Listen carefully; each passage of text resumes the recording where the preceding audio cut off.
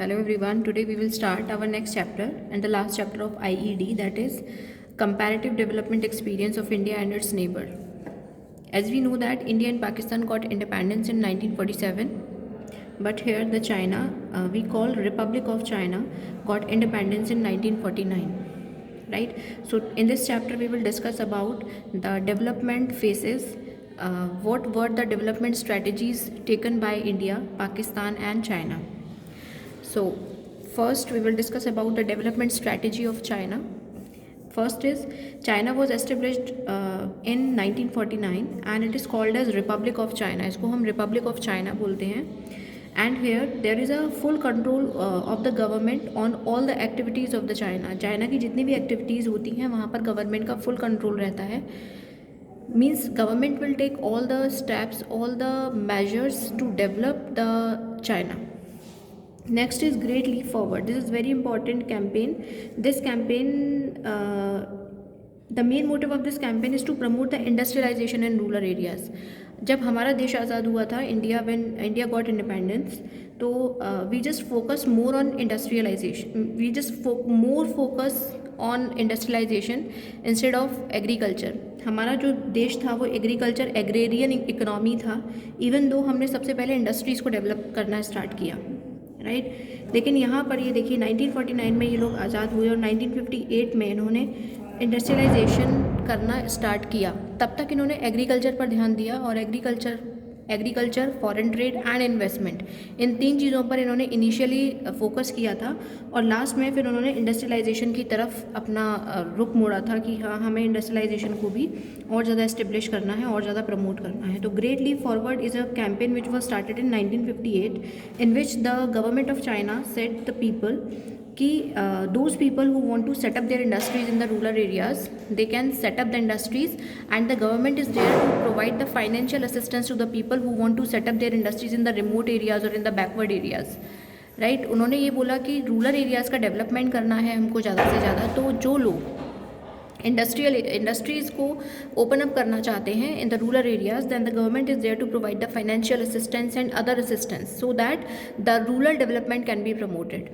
तो this is called great leap forward. Great leap forward इसी को बोला जाता है कि चाइना में जब इंडस्ट्रियलाइजेशन हुआ था, प्रमोशन हुआ था इंडस्ट्रियलाइजेशन का, specially in rural areas, that is called great leap forward and it was taken place in 1958. 1958 में ये एग्जिस्टेंस में आया था and this is very important with respect to your board examination also.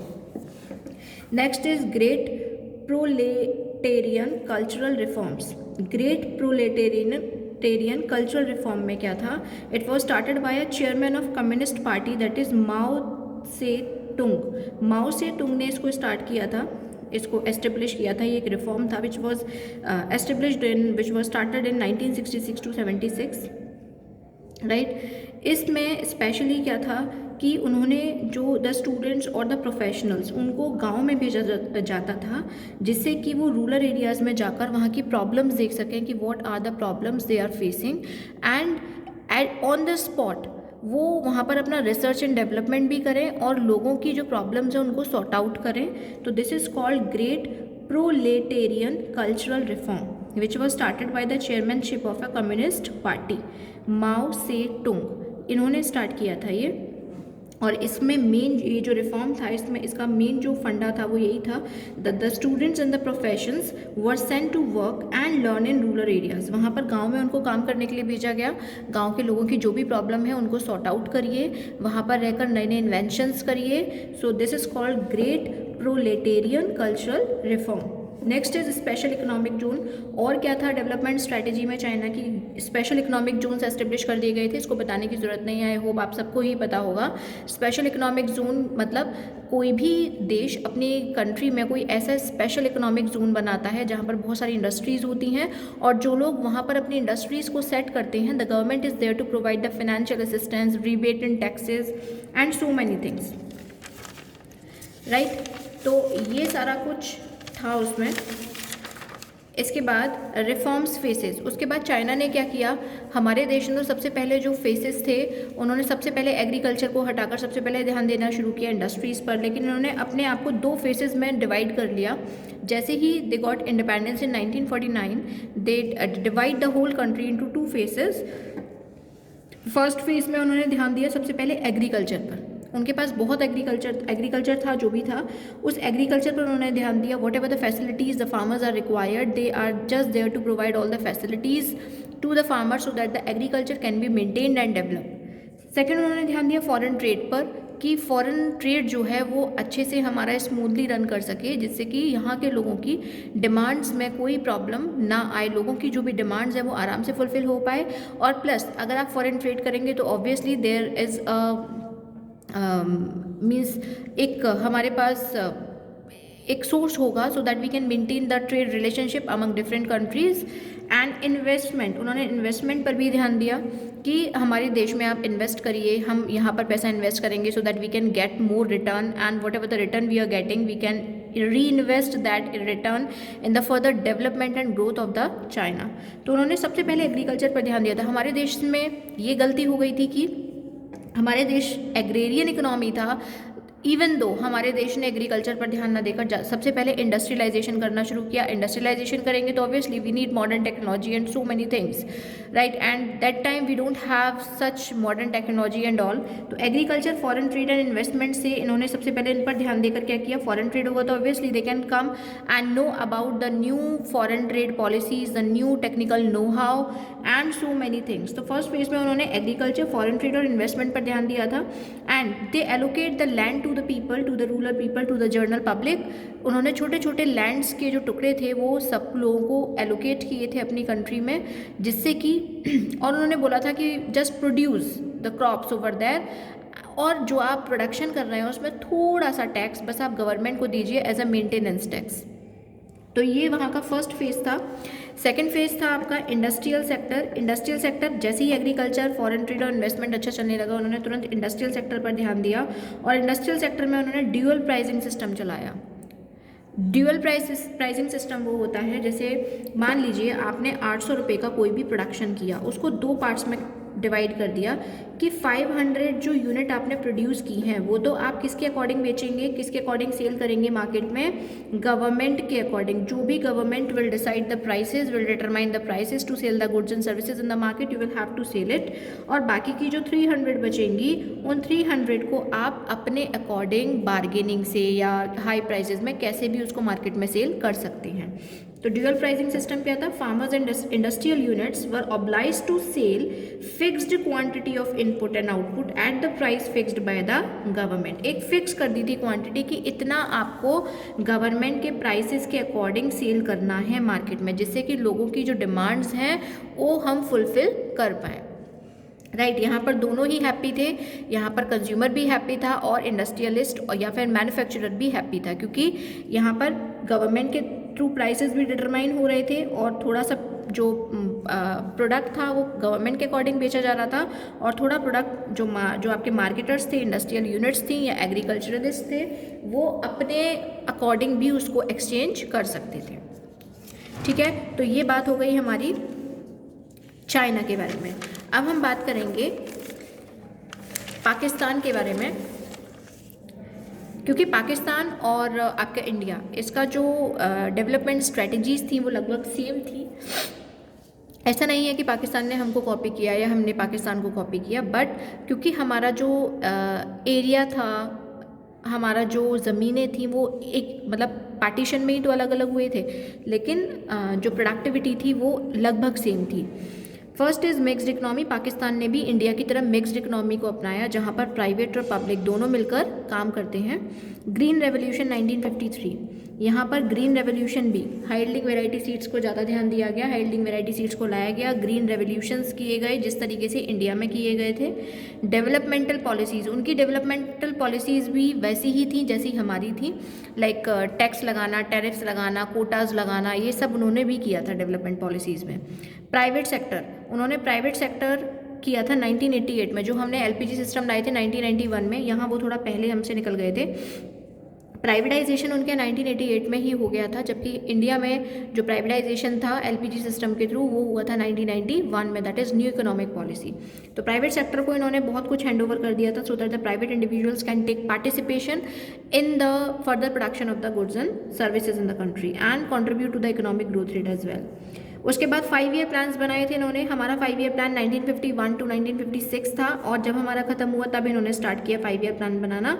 It was started in 1956 और इनकी भी वही basic policies थी फर्स्ट 5 ईयर प्लान में जो इंडिया की पॉलिसीज़ थी, लाइक मॉडर्नाइजेशन, राइट, इक्विटी, है ना, ये सारी इनकी कुछ 5 ईयर प्लान्स में कुछ पॉलिसीज़ थी।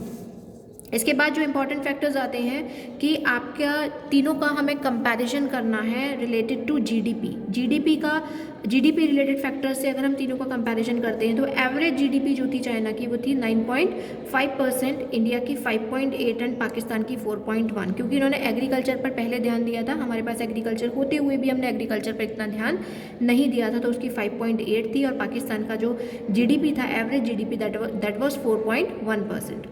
जीडीपी फ्रॉम एग्रीकल्चर, अब एग्रीकल्चर से हम कितना, आपको पता है जीडीपी डिफरेंट सेक्टर से आता है, हमारे पास इंडस्ट्रीज से आता है, सर्विस सेक्टर से आता है, मैन्युफैक्चरिंग सेक्टर से आता है, एग्रीकल्चर से आता है। तो सिर्फ एग्रीकल्चर से हमें कितना कंट्रीब्यूशन था जीडीपी में, 9% चाइना का, 19% इंडिया का एंड पाकिस्तान का 21%। जो भी एग्रीकल्चर से हम, क्योंकि यहाँ पर इंडस्ट्रियलाइजेशन भी कर दिया था इन लोगों ने, तो यहाँ पर 9% they are getting GDP from agriculture.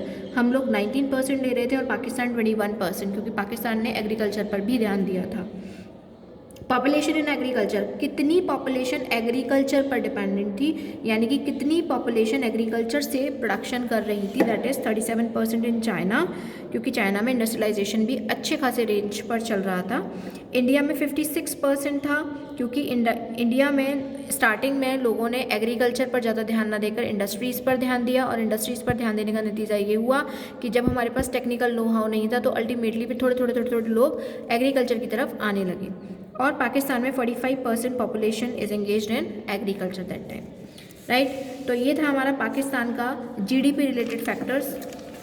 अब हम बात करते हैं comparative study related to demographic indicators. Demographic का मतलब पॉपुलेशन की क्या कंडीशन थी, राइट। अगर हम पॉपुलेशन की बात करें तो पॉपुलेशन चाइना की फर्स्ट नंबर पर आती है, सेकंड नंबर पर हमारी इंडिया की है ऑल ओवर द वर्ल्ड।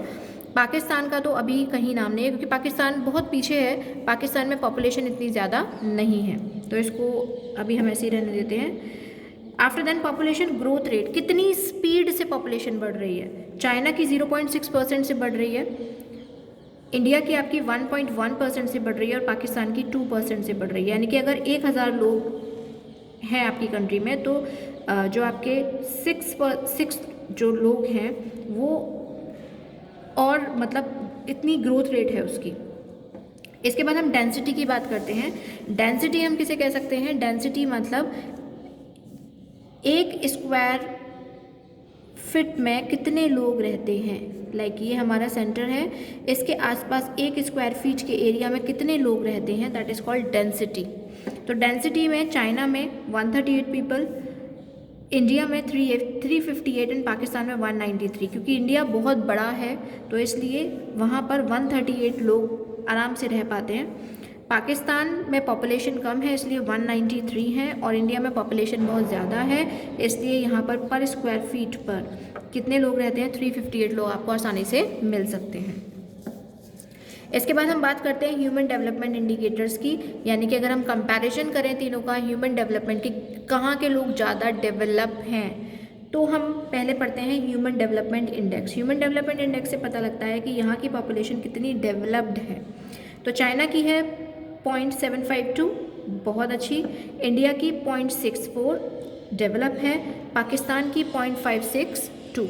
तो ये हमारा डेवलपमेंट से रिलेटेड आ जाता है कि लोग यहाँ पर मीन्स लोगों का स्टैंडर्ड ऑफ लिविंग, लोगों का क्वालिटी ऑफ लाइफ, लोगों की इनकम, ये सब ह्यूमन डेवलपमेंट इंडेक्स में आ जाती है। Next is infant mortality rate. यहाँ पर छोटे बच्चे यानी कि 1 साल के अंदर अंदर जो बच्चे एक्सपायर हो जाते हैं, डेथ हो जाती है, उनका रेट कैसा है। तो चाइना में है 11.8% बिकॉज वहाँ पर फैसिलिटीज़ भी अच्छी हैं। पाकिस्तान में 50.4% फैसिलिटीज़ अनअवेलेबल हैं, इंडिया में 37.8% फैसिलिटीज़ हैं, but according to population we are not able to provide the health facilities to the people, right. Next is sanitation, साफ सफाई की बात करें तो चाइना 76% में आता है, पाकिस्तान 39.6% और इंडिया जो आता है वो 63.5% as population is very big. Next is undernourished, undernourished means malnutrition, यानी कि जिसमें बच्चों में न्यूट्रिशंस की कमी होती है, वो कहाँ ज़्यादा मिलेगी आपको, तो चाइना में है 11% because they are doing their best to provide a good working condition, a good environment to the people so that they are able to get the income, and if the person's income is high then definitely he is able to get the nourished food I should say। तो China में है 11%, India में 20% और पाकिस्तान में भी 20% माल nutritions की कमी में बच्चे या बड़े या यंग पीपल पाए जाते हैं। तो here we have completed our chapter and these facts and figures are very important with respect to your board examination. I have covered all those topics.